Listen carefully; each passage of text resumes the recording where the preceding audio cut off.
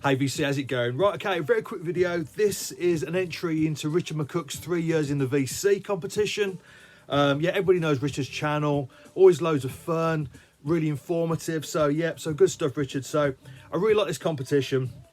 There's 3 parts to it. First of all, I've got to name 3 artists and show their best and worst albums. So in my case, I think this is more my favourite and my least favourite albums are there. So starting off with the Star Council. So I think their best album is this. This is Cafe Blur, came out in 1983. Now, I first heard this in the early 90s at the time when Paul Weller's first solo album came out. And this made perfect sense because there's a real sort of acid jazz thing going on at the time.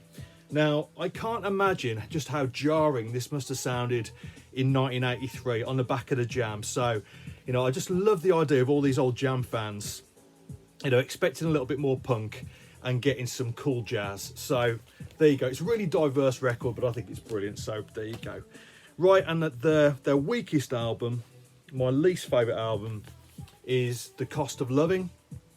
This lovely orange sleeve. Now this came out in 1987. I actually quite like it. It just doesn't hang together all that well. It was Paul Weller's attempt at making a modern soul record. And as I say, there's a couple of real gems on here, but overall it doesn't quite work. Right, so Prince. Obviously I'm going to go for Prince. So my favourite Prince album is Parade, came out in 1986. Now, I could have picked any of his albums from sort of 1999 through to Love Sexy. Perfect run of albums, but today I'm going to say this is my favourite. I think most people will, that's the front cover there. I think most people will know this record. That's brilliant. And his weakest album, now I can pretty much listen to any Prince album. I love all his stuff. He was always inventive, brilliant songwriter, brilliant performer. But for me, he made one absolutely awful record. And it's never come out on vinyl, it's only come out on CD. This is Hit and Run Part 1. And I think this came out in 2015, did it? I think something like that. And, you know, Prince was always brilliant when he was leading the way, when he was doing his own thing. Here, he's trying to copy what was going on at the time. It's that sort of EDM, that electronic dance music type thing. And I think this album is absolutely crap. I've only listened to it a few times, and I probably will never listen to it again. So there you go. Right, and finally, another one of my favourite artists, Billy Bragg. Actually, I don't think he's ever made a bad album, but you know, my favourite of his records is this. This is William Bloke, came out in 1996. And this is certainly the album of his that I've played most. His weakest, and albeit it's still a good record, is Mr. Love Justice, which I think came out in 2008. Now, the only reason I'm picking this is because this is a 2 CD edition. And basically you have the original album version, and then you have a stripped down version of the album on the second disc. And for me, that second disc is better than the original album. So I think it shows it's perhaps a bit of a missed opportunity for him. But yeah, good record, but I'm not sure about the production on that. So, right, so the second part of the competition is to show 3 albums which need to be reissued or issued on vinyl for the first time. So first one, we're going with Robert Plant's album from 2005, The Mighty Rearranger. This is definitely his best solo album. I think it's wonderful. I wish I'd bought it on vinyl at the time. It goes for a good couple of £100 now. Unfortunately, I bought the CD, but there you go. Great record. I would love to get a vinyl copy if it's ever reissued. Right, an album that is actually going to be reissued this year. I think it comes out in a few months' time.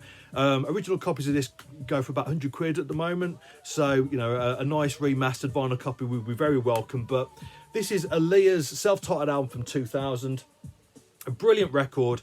For me, her single from this, Try Again, was the first great single of the 2000s. So the first great single of the new century, the new millennium, whatever you want to say. And yeah, produced by Timbaland in places. I love the production sound on this. So yeah, looking forward to getting a vinyl copy of that. And finally, one of my favourite albums from the 1990s is Nick Hayward's album From Monday to Sunday. Came out in 1994. A brilliantly crafted sort of pop record. Yeah, sort of got overlooked a little bit at the time, and I think it really does need to be re-evaluated. So a fresh vinyl reissue would certainly do the trick. So there you go.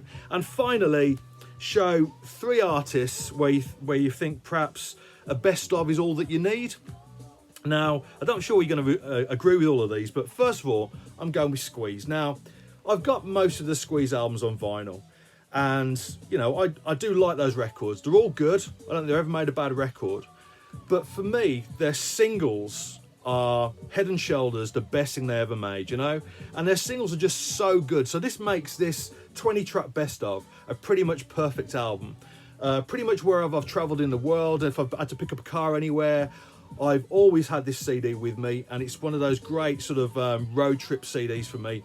So yeah, I'm really fond of this album in particular. But yeah, I'd say it's nothing to say that their records aren't good, which, you know, they are good records. But I just think the singles are, you know, head and shoulders above anything else that they did. And likewise with Hall & Oates, I like several of their studio albums, good records, but again, a brilliant singles band. Stuff on here like She's Gone, Sarah Smile, Rich Girl, Kiss on My List, Private Eyes. I can't go for that. I mean, what more do you want? Not a bad track on that. And finally, I suppose a similar thing as well. I first discovered this artist through his best, or through this album actually, and this is Tim Hardin. Now, I think probably most of his albums, all of again, which are good, but whenever I want to listen to his music, I tend to go for this compilation. Stuff on here like If I Were a Carpenter, Black Sheep Boy, Don't Make Promises, Reason to Believe, Lady Came from Baltimore.